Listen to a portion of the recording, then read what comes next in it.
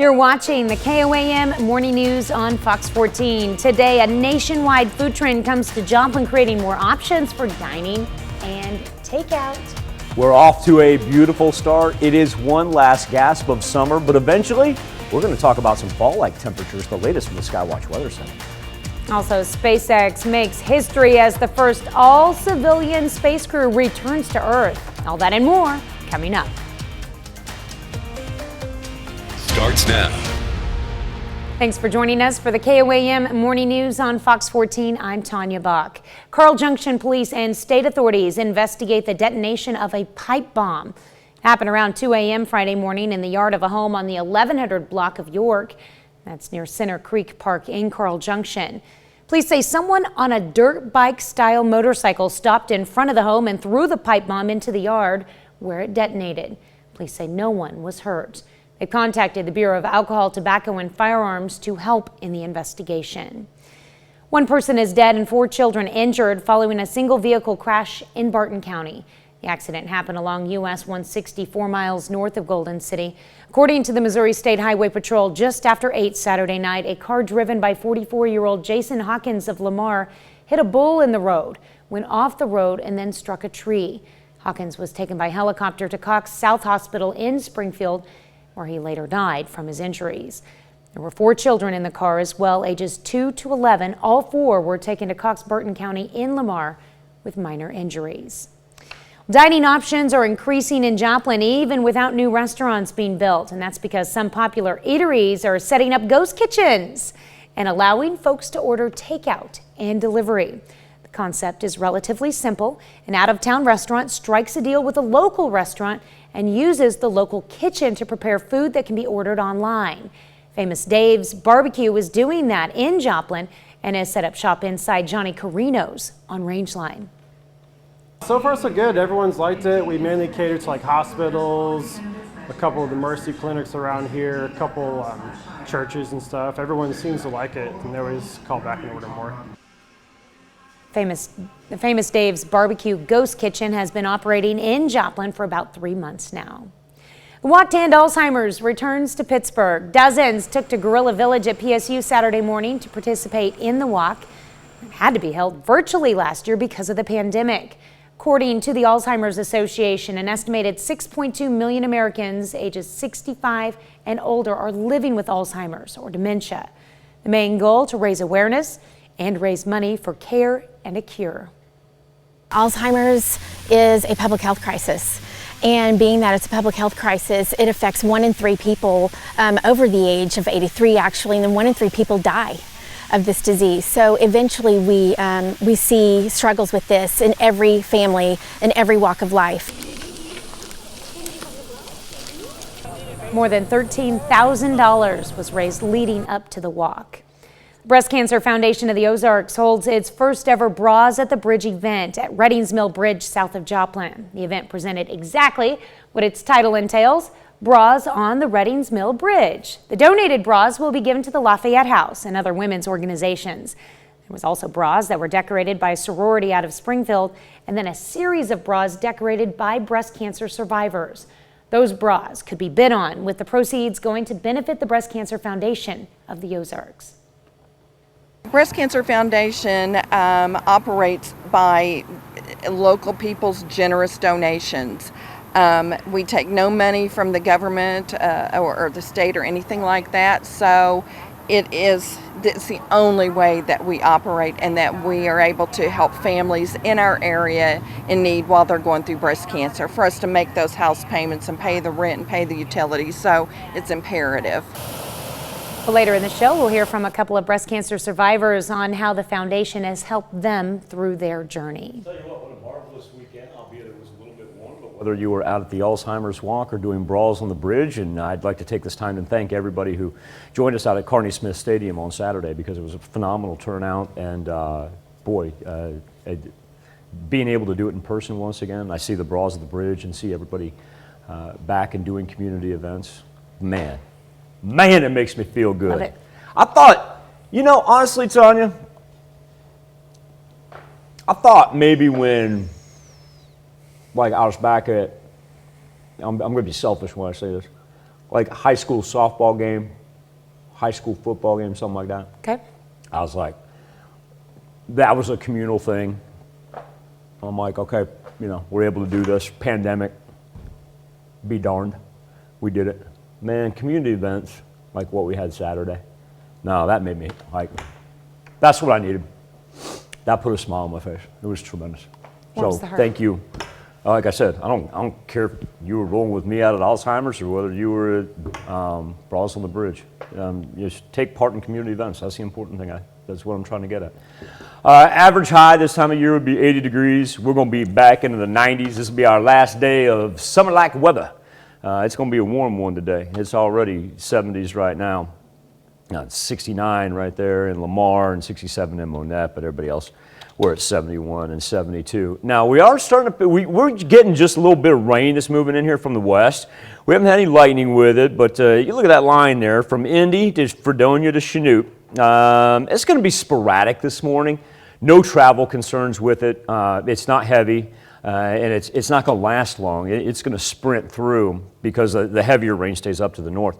But what we're looking at is that line right now in Nebraska, because instead of just moving due east, this thing's going to fall down to the southeast, which means it's going to press right through us. Now, it's really not going to be on us, though, until we get to tonight. So we'll be in the 90s for a daytime high, and then look at the top left-hand corner. You can see where the color contour changes.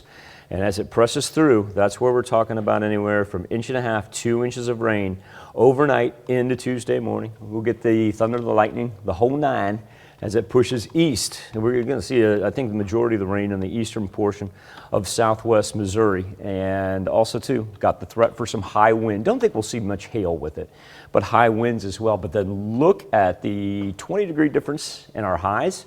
And how about overnight lows dropping into the high 40s and low 50s compared to what we've had for the entire month of September. Well, up next, we find out which U.S. state ranks #1 for its state of happiness.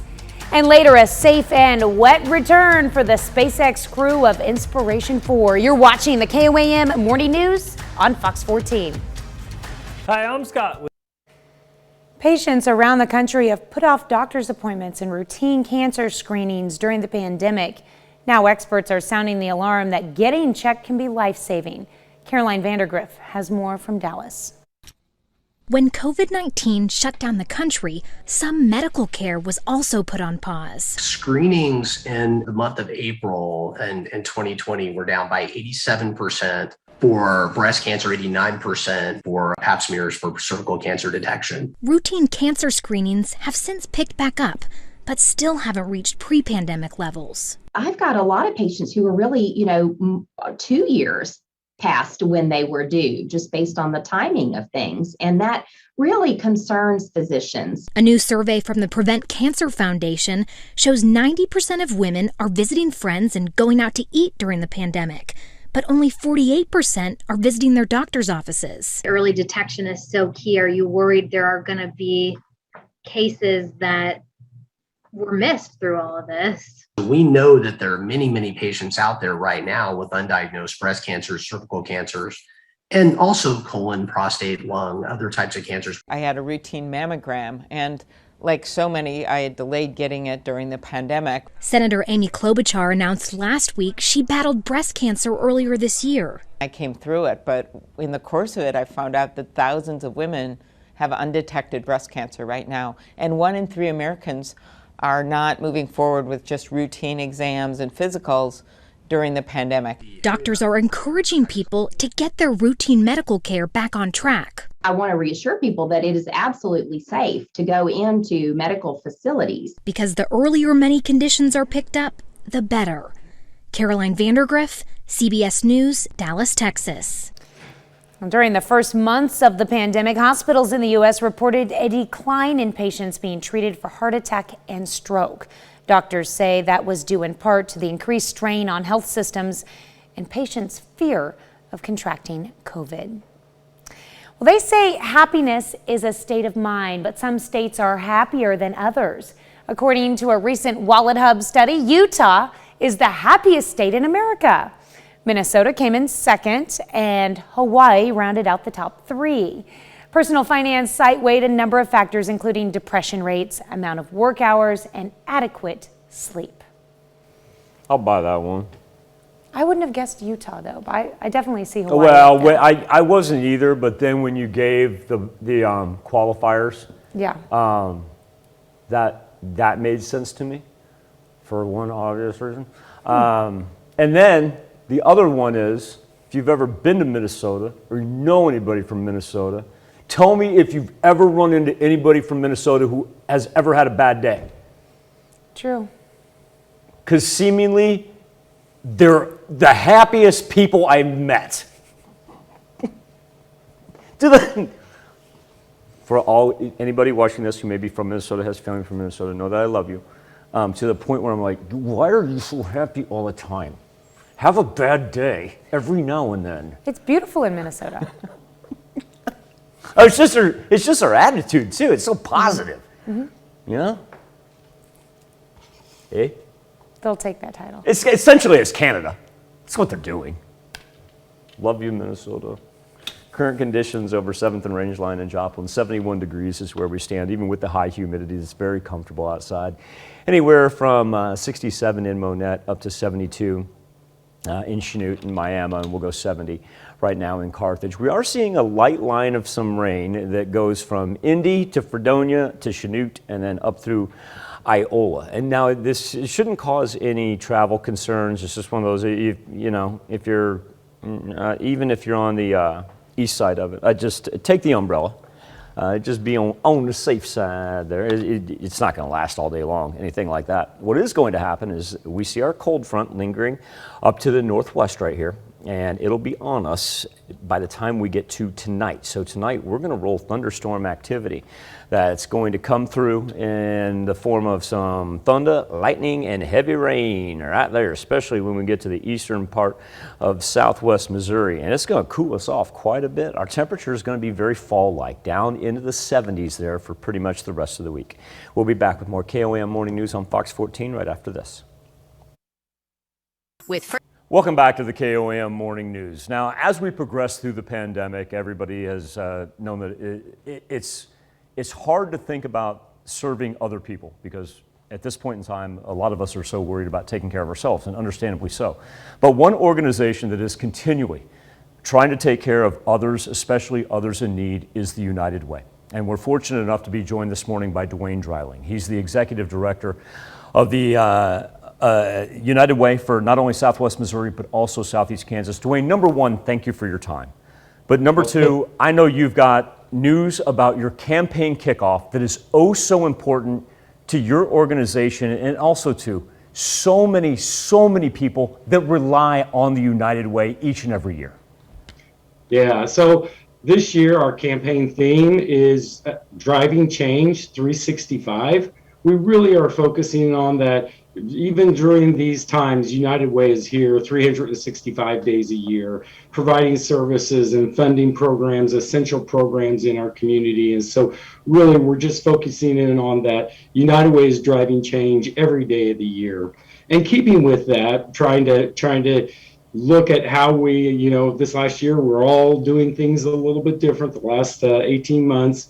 So for our campaign kickoff this year, we're going to do the first ever drive-through campaign agency nonprofit rally. That's kind of a long title, but we're just going to rally around the nonprofit community. As a fundraising organization who takes care of children specifically and families who need this, how have you changed the way that you fundraise, and where is success in the future?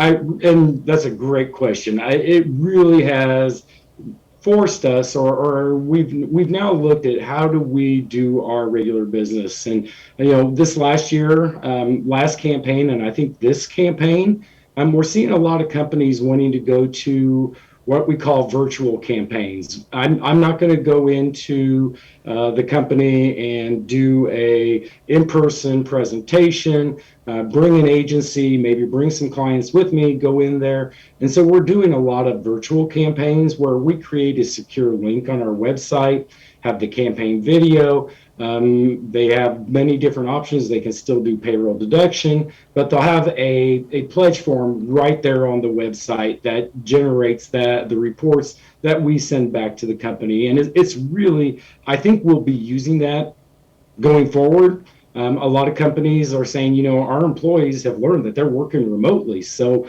we can't hand them a paper pledge form. So we're providing that through different means, through our website and through other places.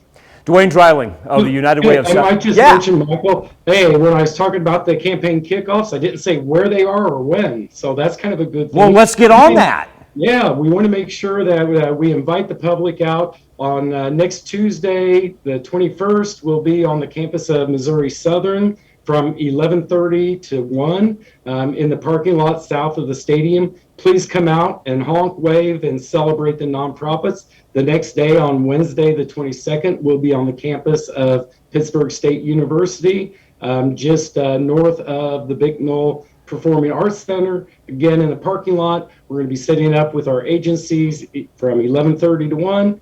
Come, drive through, public, please come and celebrate all the accomplishments of our nonprofit community. That's why he's the best, because he just ropes me in and brings me back and says, remember, Michael, we're here to talk about a campaign kickoff. Dwayne, absolutely love seeing you, my friend. Thank you so much for your time this morning as well. Best of luck to you with your campaign kickoff there coming up Tuesday and Wednesday. And also to remember all the great things that the United Way of Southwest Missouri and Southeast Kansas does for our communities. We'll be back with more KOAM Morning News right after this.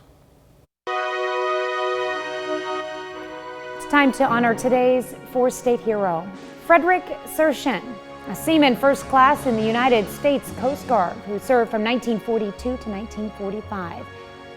He earned an honorable discharge and the Good Conduct Medal. We thank you for your service, Frederick Sershin, our four-state hero. Inspiration 4, the first privately funded all-civilian space crew, successfully splashes down in the Atlantic. After circling the globe for days, the capsule landed on Saturday in waters near the Kennedy Space Center, making history. Mark Strassman reports from Florida. A 3-day camping trip in the cosmos ended with a splash off the Florida coast. Inspiration 4, on behalf of SpaceX, welcome home to planet Earth. Inspiration 4, a space voyage like no other. Not a single professional astronaut aboard. That itself is not new.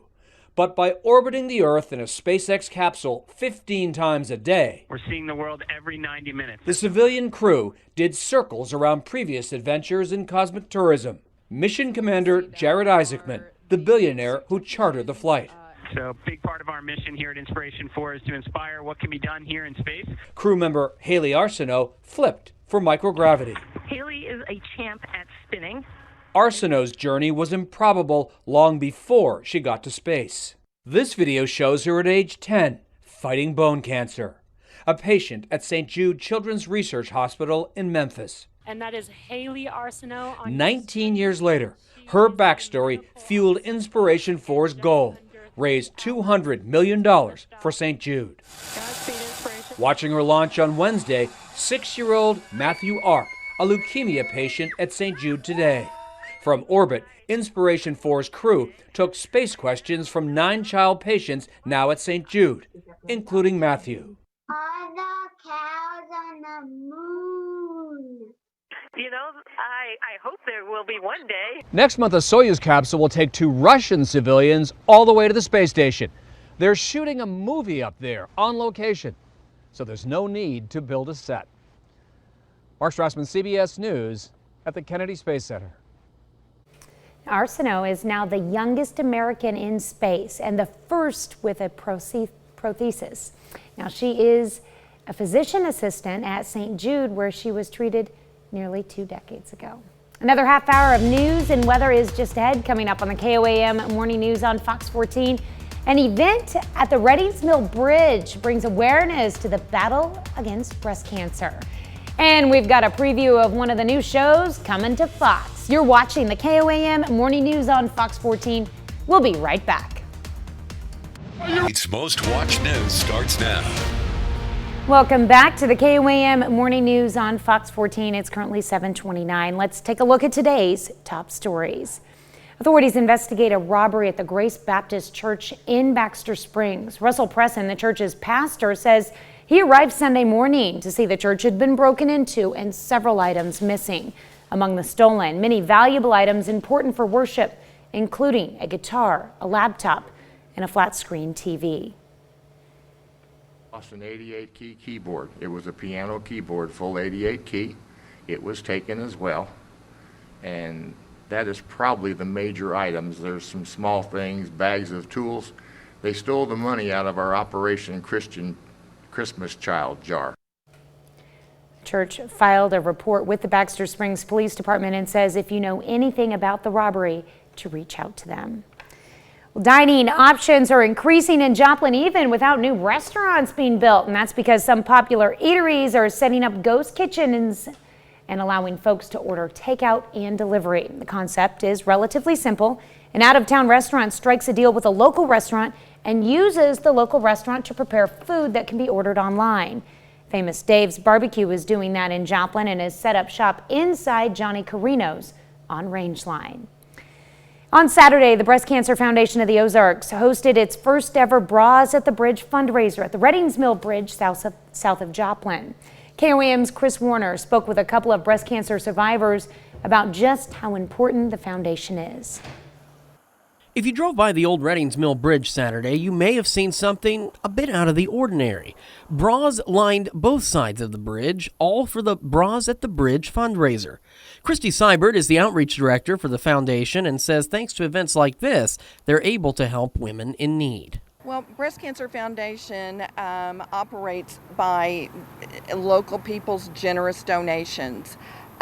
We take no money from the government or the state or anything like that, so it's the only way that we operate and that we are able to help families in our area in need while they're going through breast cancer, for us to make those house payments and pay the rent and pay the utilities, so it's imperative. Bras on one side were donated and will be given to local organizations that help women like the Lafayette House. The other side were decorated bras set up to help raise money for the foundation.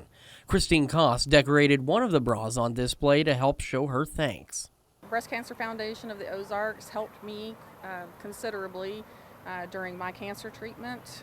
I was in the process of adopting 2 of my grandsons, and there was quite a bit of a financial burden at that time. Koss says her diagnosis was a surprise. I had a normal mammogram in March, and I was diagnosed in July of 2020. So I was just, starting to have some issues, felt some pain and things. And Jill Childs is another breast cancer survivor who also decorated a bra for the event. Like Koss, she's grateful for the help of the Breast Cancer Foundation. It's been very beneficial. They've been supportive and just there via email or any way that I needed to contact for questions. And they did support me some financially, which was extremely helpful. Her diagnosis was also a surprise, and she says she had no previous signs anything was wrong. Yeah, no, it was a surprise. Mine was found on a mammogram, and I never detected a lump or anything, so it was just a routine mammogram. I've never had an abnormal one before in my past, and I've had a whole lot of them. So, yeah, it was a surprise, and I just encourage all women to not put those not postpone those, because of COVID or any other reason, because you just don't know. In Joplin, Chris Warner, KOAM News. Both women say they want to emphasize the importance of getting your mammograms regularly to stay ahead of any potential issues. The Walk to End Alzheimer's returns to Pittsburgh. Dozens took to Guerrilla Village at PSU Saturday morning to participate in the walk that had to be held virtually last year because of the pandemic. According to the Alzheimer's Association, an estimated 6.2 million Americans aged 65 and older are living with Alzheimer's or dementia. The main goal to raise awareness and raise money for care and a cure. Absolutely tremendous event. Hold on. This thing's burning up in my pocket. Marcus, grab me some batteries, man. This thing's gonna go out here in a second. Anyway. Because she's going to get mad if I bring her, she's not going to get mad, but she's going to want it to be a team event. Team Fred okay? Okay. And you know who you are, raised some $2,800. That's impressive. Nice. I want to thank everybody for coming out. It was truly a marvelous event. And like Tanya said, we all understand the importance of it now that we've expanded it to not only in Alzheimer's, but all types of dementia. And the fact that we were able to do it last year, but had to do it virtually, it was a little bit different. And this year, it was much more communal. And so whether you were out at the Alzheimer's event or whether you were at the Bras on the Bridges event, I want to thank you all for participating in any of your community organizations that we had over the weekend. We'll be back with more KOAM Morning News on Fox 14 right after this. Back by Sneak peek at what's coming soon to Fox. Here's Fox Entertainment with a look at the new series, The Big Leap.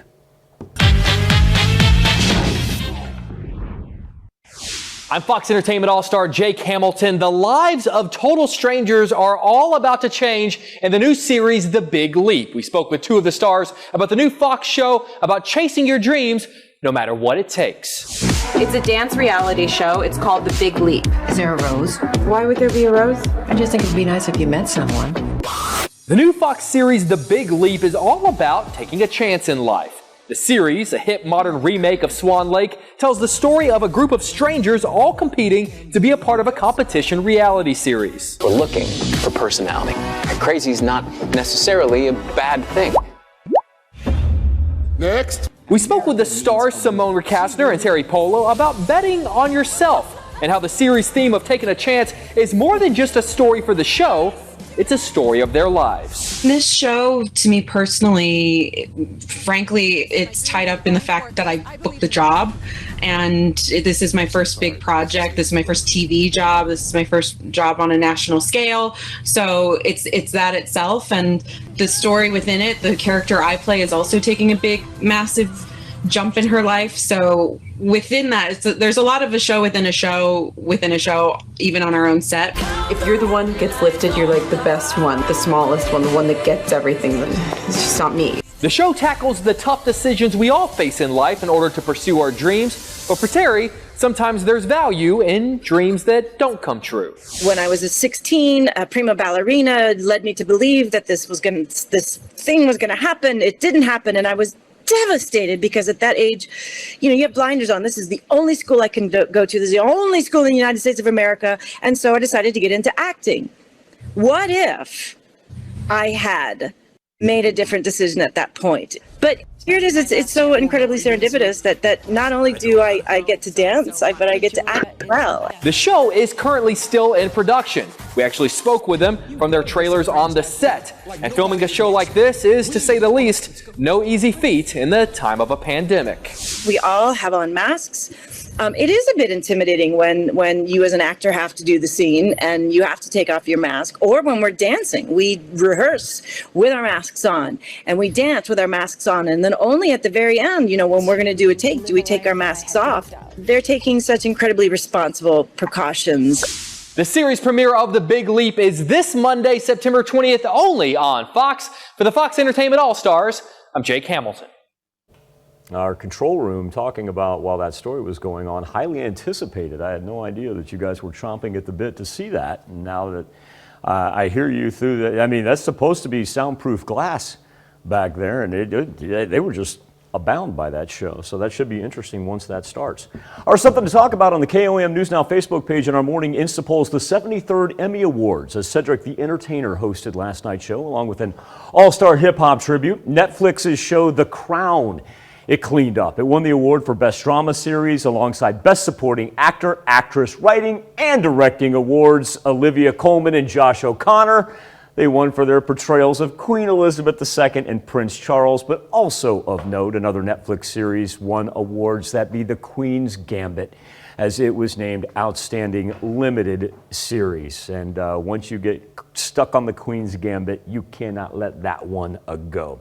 Our question for you is, were your favorite shows represented at this year's Emmys? And right now, 78% of you say no, they weren't. And also, too, kind of a weird time slot for the 4 states as well, because running right up against the Chiefs-Ravens football game. So completely understand that. We'll be right back with more KOAM Morning News on Fox 14 right after this. Whiskey isn't just for drinking anymore. The expensive stuff is becoming a collector's item, and a special bottle of scotch is going under the hammer next month. Auctioneers predict it could fetch hundreds of thousands of dollars. Ian Lee has the story from London. This bottle of scotch was 80 years in the making. So 80 years of oak maturation makes this the oldest age statement of any whiskey. This single malt's journey to the auction block started during World War II. Whiskey maker Gordon and MacPhail barreled the Glenlivet Scotch when much of Europe was on a war footing. Distilleries were turned into arms manufacturers or clothing manufacturers. Everything was used for the war effort. So to have any whiskey distilled in 1940, let alone that still exists today and that you can drink, is extremely rare. Auction house Sotheby's says what they created is more expensive than liquid gold. What kind of price are we putting on this bottle? It's about 100,000 to 200,000 US dollars. So the moment of truth, how does it taste? Wow. There's a sort of rhubarb and custard, apple crumble custard, apple pie kind of flavor in there. Despite shooting a shockwave of flavor across the taste buds, old-aged whiskey isn't always for drinking. I mean, whiskey's becoming popular as an investment. It's also popular just to collect and have as a sort of trophy piece, as if you're buying art. And then plenty of people will be drinking these. To drink or not to drink? That will be the question when the world's oldest whiskey is sold next month. Ian Lee, CBS News, London. All right, if you miss out on the October 7th auction, you're in luck. 249 other bottles will be sold at exclusive stores. Wonder how expensive they'll be. We'll be right back with more after this, but first, let's take a look at the market prices before the opening bell.